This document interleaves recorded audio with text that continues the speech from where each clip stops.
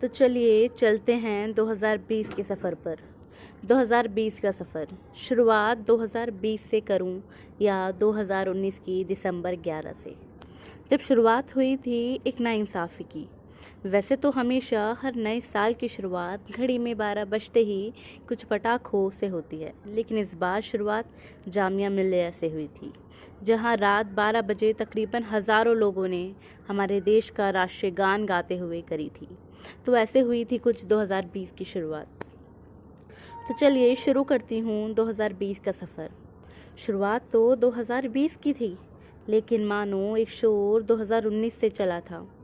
कई बड़े इंस्टीट्यूशन गलत के खिलाफ खड़े थे, फिर चाहे वो जेएनयू हो, जामिया हो, एमयू हो, बीएचयू हो या क्यों ना डीयू हो। वो बच्चे पिटे भी और दहशत का सिलसिला बड़ी ज़ोरों से चला था। इस बार कटखड़े में कोई नहीं, इस बार कटखड़े में और कोई नहीं, हमारे हिंदुस्तान का संविधान खड़ा था।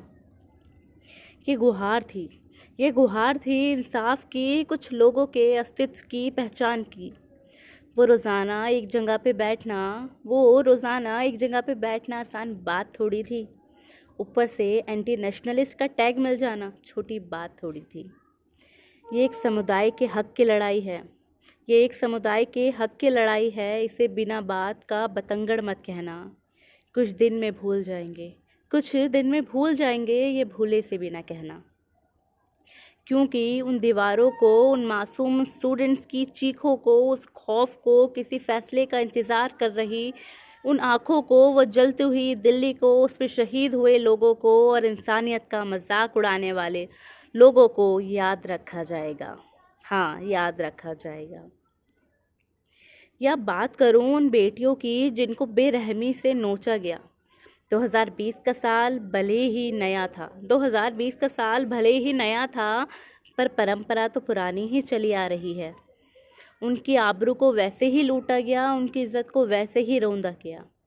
अब बात पहले झारखंड में हुए उस नाबालिग बच्ची के साथ हुए दुष्कर्म की करूं, या बात करूं असम की, जहां 12 साल की मासूम बच्ची को फिर लूटा गया, फिर मारा गया, या बात करूं तेलंगाना की या कोलकाता की, या बात करूं इस वहशी दरिंदों की या इस वहशत की जो उन्होंने फैलाई है।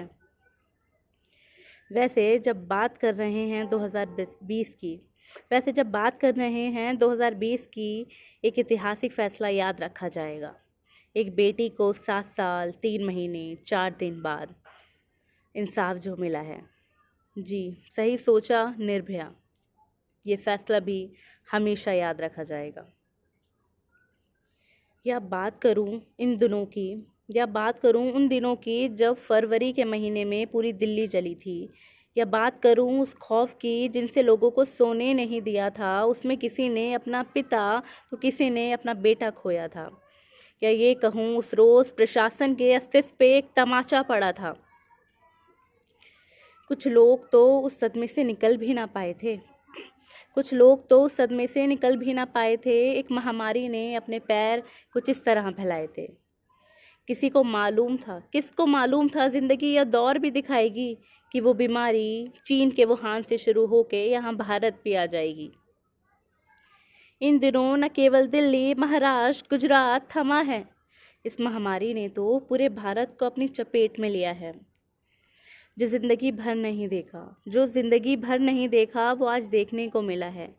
खाली सड़कें, चारों ओर सन्नाटा, और वो सन्नाटे को चीरते ही वो आवाज़ें, भूख से बिलबिलाते वो लोग बिना चीख के रो रहे हैं। सच में बिना चीख के रो रहे हैं। वो सड़कों पे रहने वाले जानवरों से कुछ कम भी तो नहीं है।